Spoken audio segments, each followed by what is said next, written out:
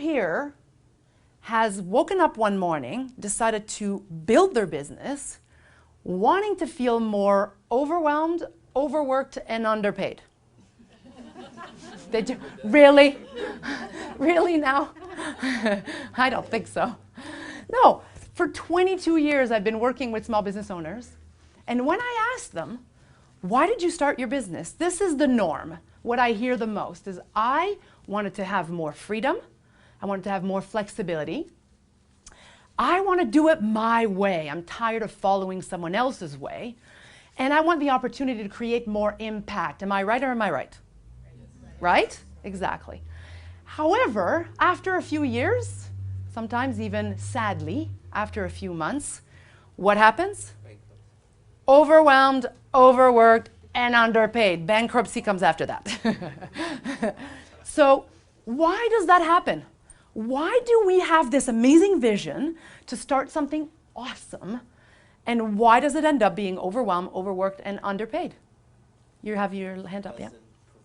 Doesn't project enough value for the business, like to the target audience?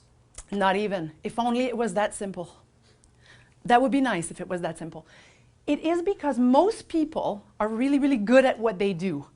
You know, they're good graphic designers, good financial planners, good pie bakers, cabinet makers, bookkeepers.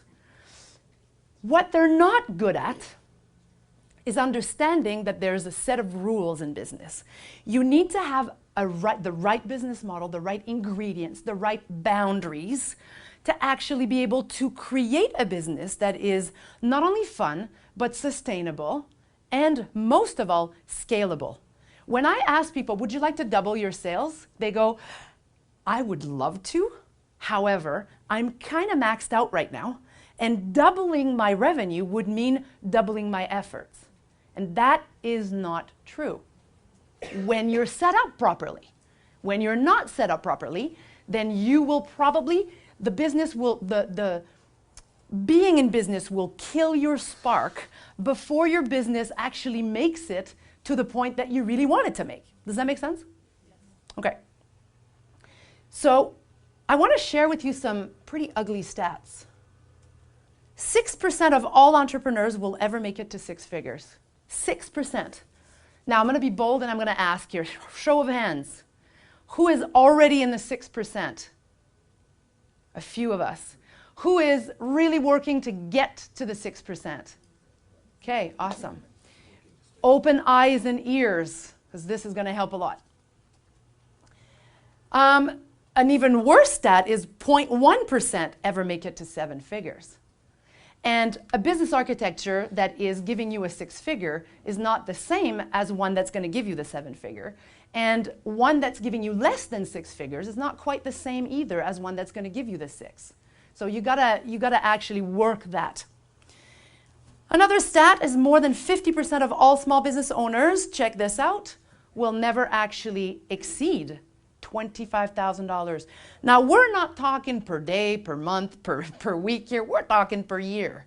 And I don't know about you, but if I worked the way I work in my small business for $25,000 per year, I would rather go work at McDonald's.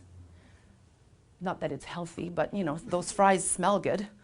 And, but at least I would enjoy free evenings and free weekends. No thinking, I'm not going to worry about those fries on the weekend, that's for sure, right? Now, if it's your goal to make $25,000, there's nothing wrong with that stat if that's what you want. Most people can have that by just having a job somewhere, so why go through the trouble? 90% of all small business owners discount their offer, discount their services, discount their products because people don't get their true value. People don't understand the value that they bring on the table. And again, DJ was talking about an irresistible offer. Well, it goes a lot deeper than that, but at the same time, a great product and a great service without an irresistible offer won't work. A great irresistible offer without a kick-butt value and kick-butt process and product or service won't last. People will buy it once, but never buy it again. Now, what is the biggest objection for people to buy on the planet? What's the biggest objection? I don't have the money right now. Correct, correct. Is this mostly true? Never. It is maybe 0.1% true. And again, here's what I say, where there's a will, there's a way. And DJ said it earlier, people don't buy what they need, they buy what they want. So you do have to sell what they want, sell them what they want first.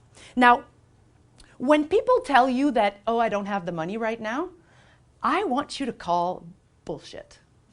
And truly, dig deeper, because it's not about the money, it's about them not understanding the value that you are bringing for the money. Or maybe they don't connect with exactly what you're talking about. You know, my trainer, my gym, my fitness trainer, she was to train a guy that was getting married and he needed to lose 50 or 60 pounds. And he was gung-ho, totally happy, really wanted to do it and to look beautiful for his bride. When he found out that it was going to be $6,000, what do you think he did? I don't have that kind of money right now. I'm getting married, da-da-da-da-da. Meanwhile, thanks to Facebook, she learned a few weeks later that he bought a $10,000 entertainment system. People buy what they want, not what they need, right? All right. Oh, and by the way, this one here, 90% of the discounting, you are losing a minimum of $10,000 per year, and that's at the minimum I've ever seen. All the way to well above $100,000 if you're less than in the mid six figures. Just because people don't understand the value that you bring, therefore you're discounting. Or discounting doesn't always mean discounting as in, oh, here's a discount if you buy today. It means I actually worked website, right? I worked 30 hours on this, but I can only bill 17. My business increased by, at the time, years ago, by 43% solely by stopping not billing my full value or my full time. It makes a big difference, yeah. Isn't it also because, like, again, like mental conditioning, oh, if something's not selling enough, you should just, like, discount it? There is some of that, absolutely. There's definitely some of that. And there's nothing wrong with discounting if you want to. If you have to, total different ballgame. 10 times your finances, 10 times your business, 10 times your marketing, 10 times your life. Hit the subscribe button now.